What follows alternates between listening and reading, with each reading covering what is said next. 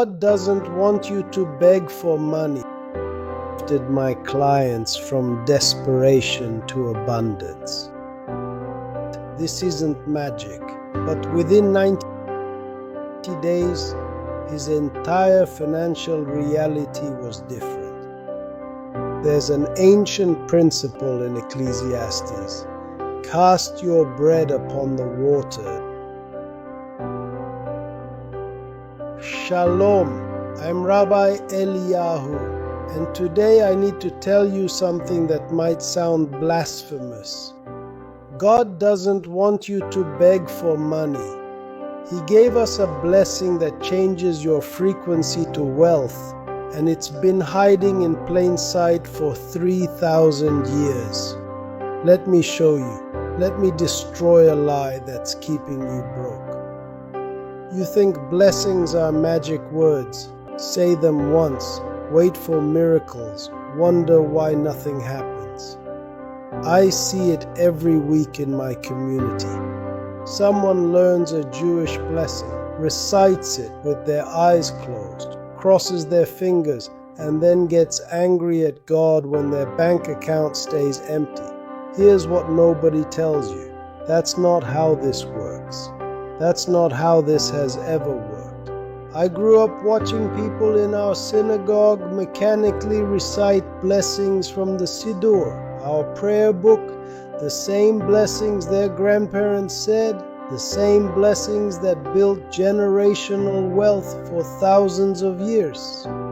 But these people, broke, struggling, paycheck to paycheck, and I couldn't understand it.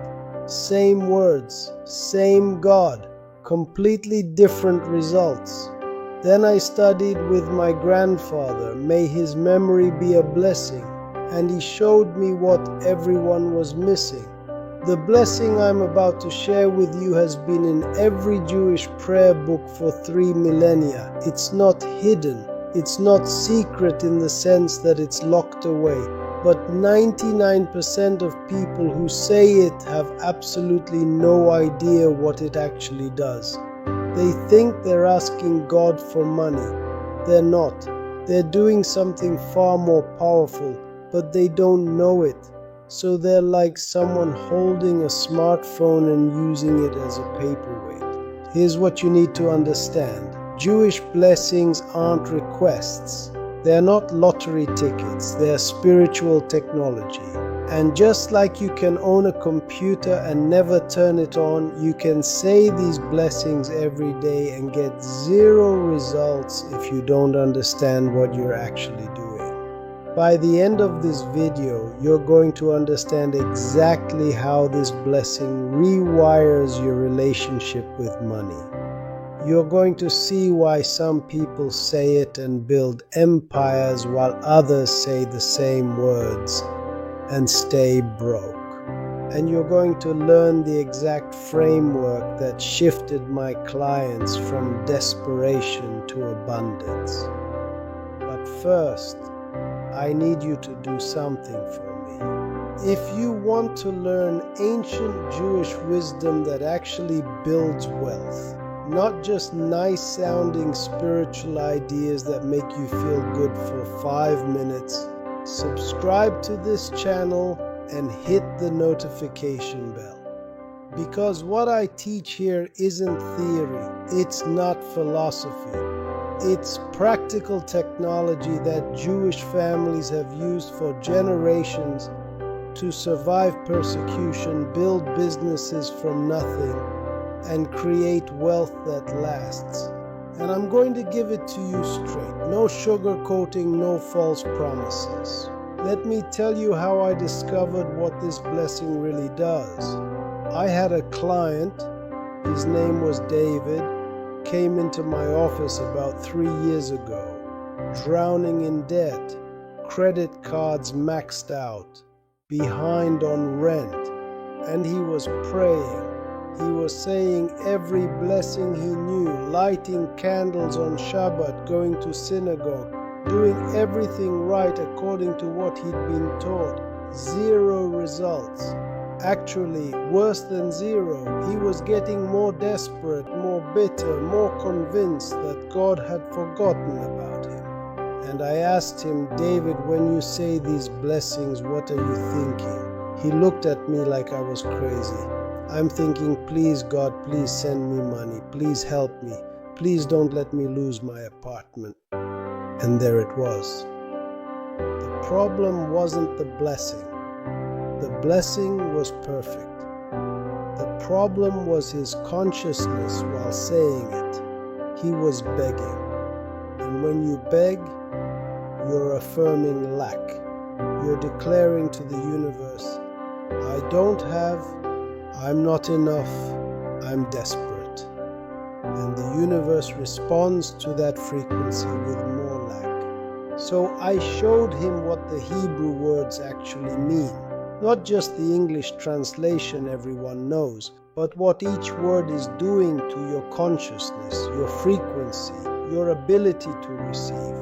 And everything changed. Not overnight, this isn't magic, but within 90 days, his entire financial reality was different. Same man, same city, same economy, different consciousness. Let me break down this blessing word by word, because each word is doing something specific, and when you understand it, you can't unhear it. The blessing begins with Baruch Ata Adonai Eloheinu Melech Haolam. Most English translations say, Blessed are you, Lord our God, King of the universe. And people hear that and think they're praising a distant king who sits on a throne somewhere in the sky. Wrong. Let me show you what's actually happening in the Hebrew. The word Baruch doesn't just mean blessed. The root of the word means source, fountain, wellspring, a place where water springs up from deep underground. When you say Baruch, you're not complimenting God like He needs your approval. You're recognizing and declaring that you're speaking to and connecting with the source of all increase, the fountain from which abundance flows. Think about that. You're not asking for blessings. You're acknowledging you're standing in front of the source itself. Now, Ata, that means you, present tense, not the God of history, not the God your grandfather believed in, not some abstract force. You, here, now, immediate, available. This is critical because most people pray to a God they think is far away, busy, maybe listening if they're lucky.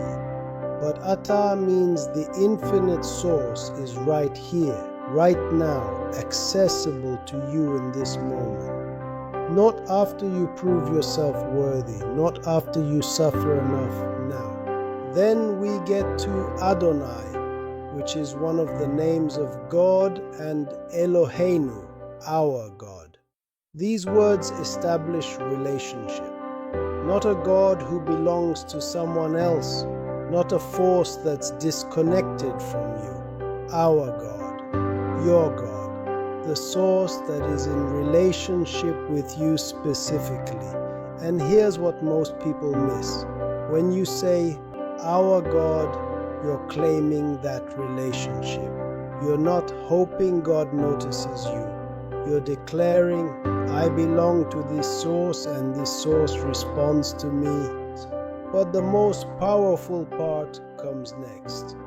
Melech Haolam, King of the universe. Now in English, we hear king and we think ruler, authority figure, someone who grants favors if you bow low enough. That's not what this means in Kabbalah. Melech doesn't mean a distant monarch. It means the organizing principle, the governing force, the consciousness that runs through all of creation. And Ha'olam, the universe, the world, everything that exists. So when you say, Melech Haolam. You're not petitioning a king. You're acknowledging that you're speaking to the infinite creative consciousness that governs all reality.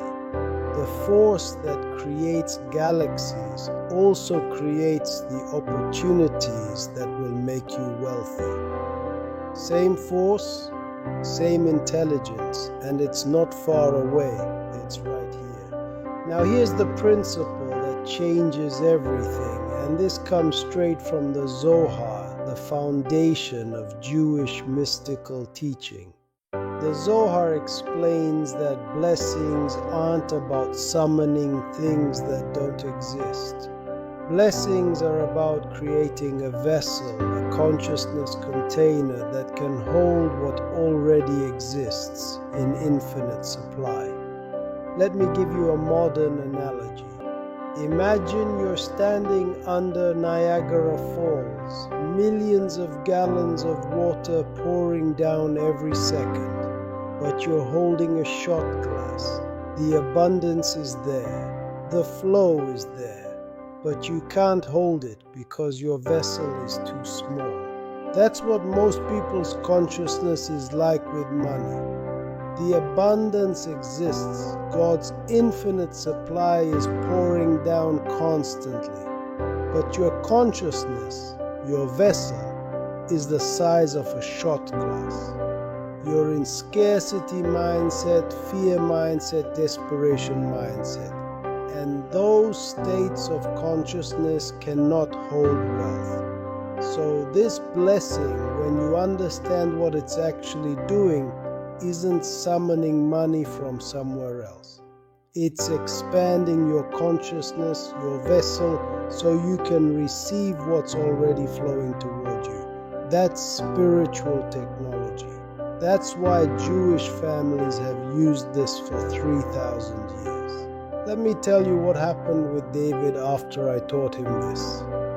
Week 1, after learning what these words actually mean, nothing changed externally. His bank account looked the same. His bills were still due. But he told me something shifted inside.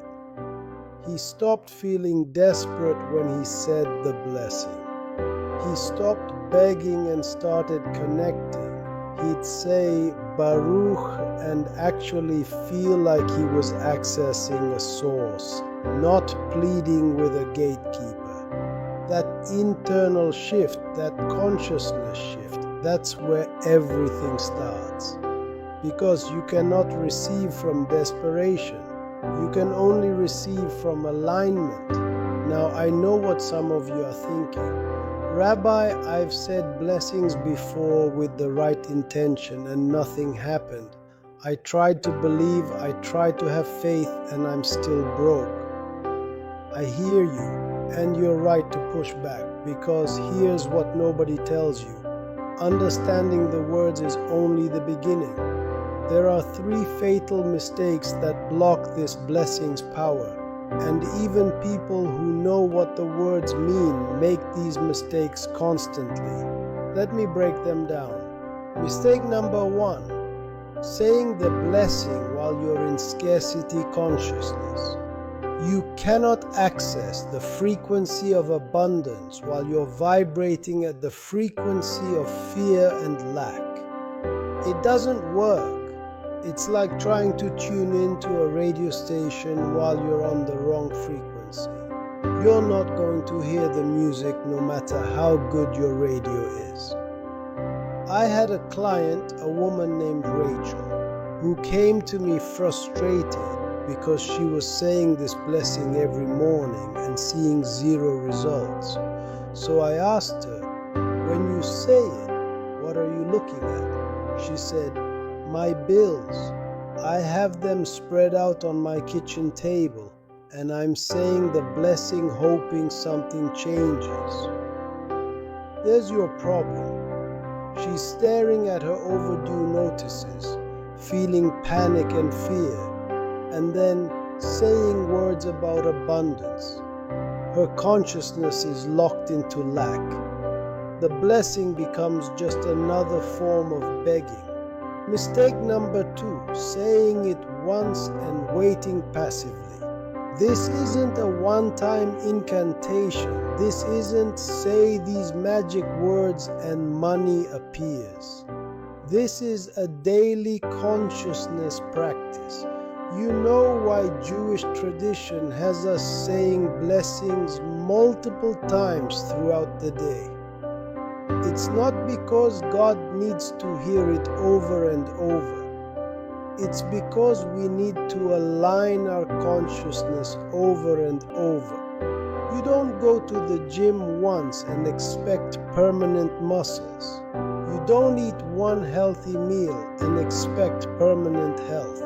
Consciousness is the same. You have to train it, align it, tune it daily. The blessing is your tuning fork.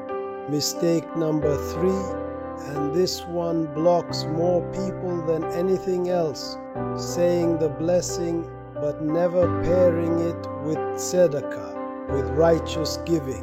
This is straight from Torah. You cannot be a vessel for receiving if you're not also a channel for giving. When you hold on to everything tight, when you operate from I can't afford to give, you're literally blocking the flow.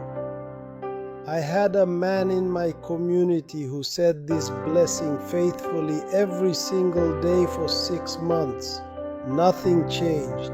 I asked him, "Do you give?" He said, "Rabbi, I will when I have more. Right now I need every dollar." And there it is, he's treating God like an ATM machine. Put in prayer, get out cash, keep it all for himself. That's not how abundance works. Abundance flows through channels, not into dams. If you're not giving, you're a dam. And water doesn't flow to dams. It flows through open channels. So, those are the 3 mistakes that kill this blessing's power even for people who understand the words. You say it from scarcity instead of alignment. You say it once instead of daily. You try to receive without giving. And then you wonder why nothing changes. Now let me show you the exact framework my clients use to say this blessing correctly. The same framework that transformed David's finances in 90 days. I call it the 5-step daily practice. And I need you to pay close attention because this is the difference between theory and results. Step 1. Prepare your consciousness. Before you say the blessing, before you even open your mouth, you need to get yourself into a state of gratitude. Not fake it, not pretend, actually shift your state. Take 60 seconds, that's it. 60 seconds, and list 3 things you already have. Could be as simple as, I have a roof over my head. I have food in my kitchen. I can take a breath right now. Why does this matter? Because you cannot receive more from a place of scarcity. Abundance flows to people who recognize they already have abundance. If you start from, I have nothing, you're affirming lack, and you'll get more lack. But if you start from, I already have these blessings, you're opening the vessel.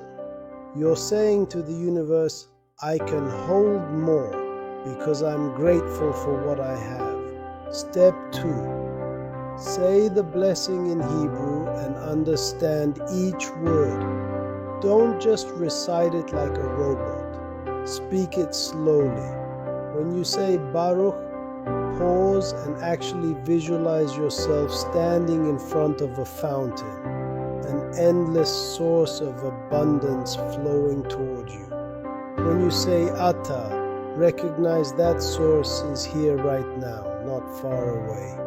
When you say Eloheinu, feel that relationship, that connection.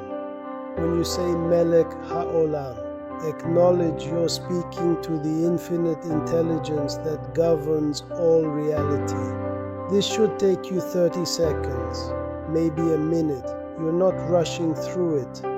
You're using it to shift your frequency. Step 3. Make a declaration, not a request. This is where most people mess it up even after they do steps 1 and 2 correctly.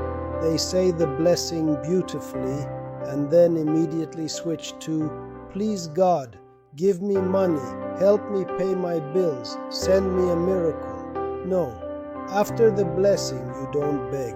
You declare, you say, I am aligned with infinite abundance. I am a vessel for prosperity. Money flows to me easily and naturally. This is Torah technology. In the beginning, God spoke and reality formed. Words create, but words only create when they're spoken from faith, from bitachon, from trust, not from desperation. Your declaration is you joining with the creative force of the universe. You're not asking permission, you're announcing your alignment. Step 4. Take immediate action. Within 1 hour of saying this blessing, you do one thing that moves you toward money. One thing could be sending an invoice you've been putting off, could be researching an investment, could be learning a new skill, could be reaching out to a potential client. It doesn't have to be big, it has to be movement. Because here's what most people forget. God doesn't respond to begging. God responds to movement. Remember what happened at the Red Sea? The Israelites were trapped between the Egyptian army and the water, and they cried out to God, and you know what God said to Moses? Why are you crying to me? Tell the people to move forward. Not pray harder. Not wait for a miracle. Move. And when they moved, when they stepped into the water, then the sea split. Your action after the blessing is you stepping into the water. That's when the miracles come. Step 5. Give tzedakah that same day. Even if it's $1, even if it feels impossible. Give something. This is the step that activates everything else. Because when you give, you're declaring to the universe, I'm not desperate. I have enough to share. I'm a channel, not a closed system. There's an ancient principle in Ecclesiastes. Cast your bread upon the waters, for you will find it after many days. You give, and it comes back multiplied. But you have to give first, not when you're comfortable, not when you have extra. Now, from where you are, even if it's uncomfortable. That's the test. That's what separates people who stay broke from people who build wealth. Now let me tell you what happened when David actually implemented this framework exactly as I just described it. David's transformation didn't happen overnight, and I need to be honest with you about that because I'm not here to sell you false hope. I'm here to give you spiritual technology that actually works. Week 1 and 2, no financial change. His bank account looked the same. His bills were still overdue, but he told me something shifted internally. He stopped waking up at 3 a.m. in panic. He stopped feeling desperate and started feeling connected. He'd say the blessing every morning, feel that he was accessing a source, take one action toward money, and give $1 or $2 even though it felt scary. Consciousness shift first, external results second. Week 3 and 4. Small things started happening. Not huge, not life-changing yet. But he got an unexpected tax refund. about $300. A former client reached out asking if he was available for a small project. These weren't miracles. They were opportunities his old consciousness would have missed because he was too busy panicking. His new consciousness noticed them and acted. Month 2. He got a raise he hadn't asked for. His boss pulled him aside and said, "I don't know what's changed with you, but your whole attitude is different. You're more confident, more proactive. We're increasing your salary. Same job, same skills, different frequency, different results." Month 3. This is where it got interesting. David was saying the blessing one morning and a business idea came to him, just dropped into his consciousness like it had always been there waiting for him to be ready. He didn't overthink it. He started it that week. Side business, something he could do on weekends. First month he made $3,000, not because he worked harder, because his consciousness was aligned to see and seize opportunities his old self never would have noticed. 6 months later, David was completely debt-free. He'd paid off over $15,000 in credit card debt. He was building an investment portfolio, and he was teaching his kids the same blessing, the same framework, because that's what you do in Jewish tradition. Lador vedor, generation to generation, you pass down the consciousness of wealth. But here's what David said to me that I need you to hear. "Rabbi, the blessing didn't magically drop money in my lap, but it completely changed how I saw opportunities. I started seeing them everywhere. And I had the courage to act on them because I wasn't vibrating at fear anymore. I was vibrating at alignment. Same man, same city, same economy, different consciousness, different reality." Let me tell you about Sarah, another client, because her story was even faster and it'll show you the power of tzedakah paired with this blessing. Sarah was a single mother working as a waitress, had exactly $200 in her checking account, and every month was a nightmare of anxiety about whether she could cover rent and food. She came to me desperate. I taught her the framework, and she pushed back on step 5. She said, "Rabbi, I can't afford to give anything. I need every single dollar." And I told her what I'm telling you. That's exactly why you need to give. You're operating from scarcity consciousness, and scarcity consciousness cannot hold wealth. So Sarah committed. Every morning for 30 days, gratitude practice. Say the blessing understanding each word. Make her declaration. Take one action toward increasing income. And give $5 a week to charity.